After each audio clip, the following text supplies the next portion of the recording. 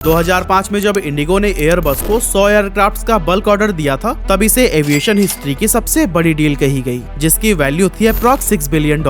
लेकिन अभी हाल ही में एयर इंडिया ने एयरबस एंड बोइंग को 470 पैसेंजर एयरक्राफ्ट का बल्क ऑर्डर देकर पूरी दुनिया को ही हैरानी में डाल दिया है। और इस डील की कीमत है $80 बिलियन, जो इंडिया ही नहीं बल्कि पूरे वर्ल्ड का लार्जेस्ट फ्लीट ऑर्डर है। और इन एयरक्राफ्ट्स को खरीदने के बाद एयर इंडिया चाइनीज एयरलाइन को पीछे छोड़ते हुए दुनिया की 6th लार्जेस्ट एयरलाइन बन जाएगी। ये डील करके एयर इंडिया सिर्फ डोमेस्टिक एयरलाइन से ही नहीं भिड़ रही, बल्कि इंटरनेशनल एयरलाइन से भी इसकी जबरदस्त टक्कर होने वाली है। लेकिन सवाल यह है कि पहले से ही घाटे में डूबी एयर इंडिया इतना बड़ा ऑर्डर आखिर प्लेस क्यों कर रही है? कैसे इन एयरक्राफ्ट्स के दम पर ये एयरलाइन भारत का नाम पूरी दुनिया में ऊंचा करने वाली है? और कैसे एयर इंडिया अब इंडिगो के लिए भी बहुत बड़ा खतरा बन सकती है? चलिए सब कुछ डिटेल में जानते हैं।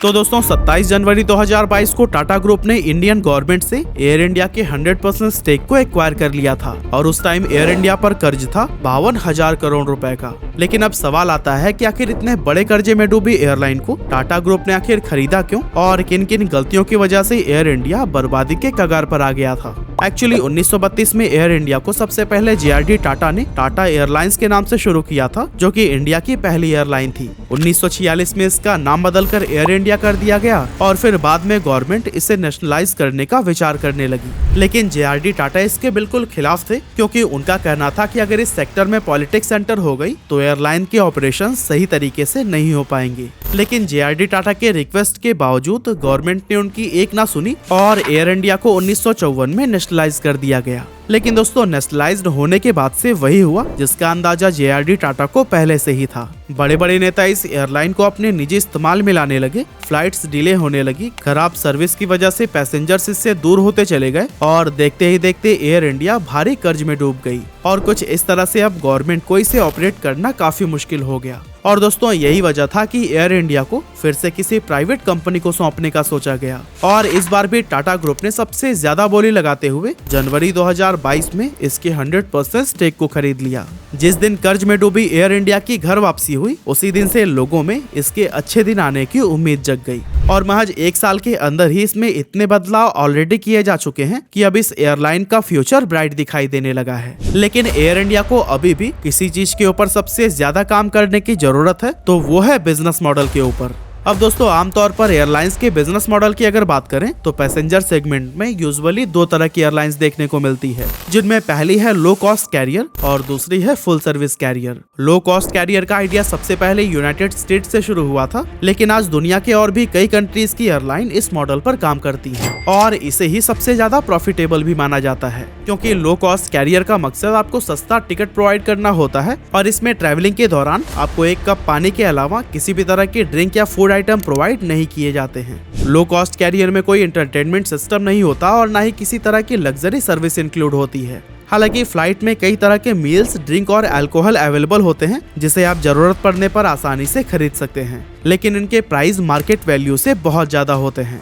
इसके अलावा अगर आपको कोई रिजर्व सीट चाहिए तो उसके लिए भी आपको एक्स्ट्रा पे करना होता है। साथ ही एंटरटेनमेंट, एक्स्ट्रा लगेज और कैंसिलेशन चार्जेस तो आपको देने ही पड़ते हैं। इस तरह से लो कॉस्ट कैरियर्स की अर्निंग टिकट के अलावा इन सभी चीजों से भी काफी ज्यादा हो जाती है। और अगर हम इंडिया की लो कॉस्ट एयरलाइन की बात करें तो इसमें इंडिगो, गो एयर और स्पाइस जेट जैसी एयरलाइन शामिल हैं। वहीं दूसरी तरफ फुल सर्विस कैरियर आमतौर पर लॉन्ग रूट्स पर चलते हैं और जैसा कि इसके नाम से ही पता चलता है कि इसमें आपको हर तरह की सर्विस प्रोवाइड की जाती है, जैसे फूड, एंटरटेनमेंट, स्नैक्स और ड्रिंक्स वगैरह। ये सब आपके टिकट्स में ही इंक्लूड होती हैं, जिसके लिए आपको कुछ भी एक्स्ट्रा पे नहीं करना पड़ता। लेकिन जब इतने सारे सर्विसेज कोई एयरलाइन प्रोवाइड करती है तो जाहिर सी बात है कि उसकी टिकट्स तो एक्सपेंसिव होंगे ही। इसीलिए पैसेंजर्स को फुल सर्विस कैरियर के लिए लो कॉस्ट कैरियर से कहीं ज्यादा अमाउंट पे करना पड़ जाता है। फिलहाल हम इंडिया में देखें तो विस्तारा और एयर इंडिया ये 2 ही ऐसी major full service domestic airline हैं जो ट्रैवलिंग के दौरान कई तरह की लग्जरी सर्विसेज प्रोवाइड करती हैं। अब यहाँ हम साफ तौर पर देख सकते हैं कि फुल सर्विस कैरियर के मुकाबले लो कॉस्ट कैरियर के पास अर्निंग के मल्टीपल सोर्सेज हैं, यानी कि इंडिगो जो एक लो कॉस्ट कैरियर है वो मल्टीपल तरीके से कमाई कर सकता है और इसीलिए वो फुल सर्विस कैरियर के अंडर आने वाले एयर इंडिया से कहीं ज्यादा प्रॉफिटेबल है।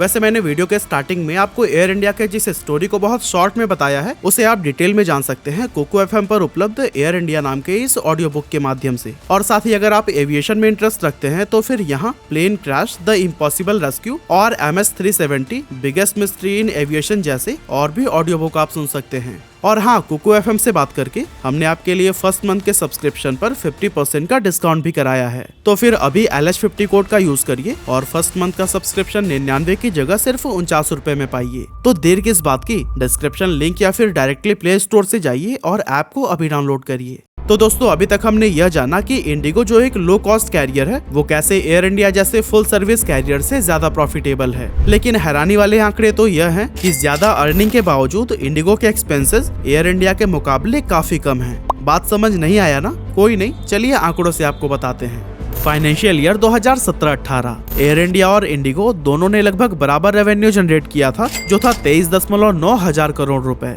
लेकिन जहां इंडिगो के टोटल एक्सपेंसेस 20.8 हजार करोड़ रुपए थे, वहीं एयर इंडिया ने उस साल 29.1 हजार करोड़ रुपए खर्च किए थे। यानी कि जितना एयर इंडिया का रेवेन्यू नहीं है उससे कहीं ज्यादा तो उसके खर्चे हैं। वहीं अगर हम 2021 की रिपोर्ट देखें तो एयर इंडिया की टोटल इनकम थी 12,100 करोड़ रुपए, लेकिन एक्सपेंसेस थे 19,000 करोड़ रुपए। यानी कि कंपनी को लगभग 7,000 करोड़ रुपए का नुकसान हो रहा था। अब एयर इंडिया के एक्सपेंसेस ज्यादा होने की वजह यह है कि यह airline best travelling experience offer करने पर फोकस करता है, जिस वजह से इसे प्लेन में फूड, एंटरटेनमेंट सिस्टम और कई तरह की चीजें कैरी करनी पड़ती है। इन सब चीजों की वेट की वजह से प्लेन का फ्यूल कॉस्ट काफी ज्यादा बढ़ जाता है। साथ ही इन सर्विसेज को प्रोवाइड करने में भी काफी खर्चे होते हैं। वहीं अगर हम इंडिगो की बात करें तो वो एक्स्ट्रा चीजों को रिमूव करके सिर्फ उन पर अपना फोकस करता है जिसकी रियल नीड ट्रैवलिंग के दौरान पैसेंजर्स को पड़ती है, और इस वजह से फ्यूल कॉस्ट काफी रिड्यूस हो जाते हैं। साथ ही इंडिगो कम स्टाफ के साथ बेस्ट सर्विस भी प्रोवाइड करने की ट्राई करता है।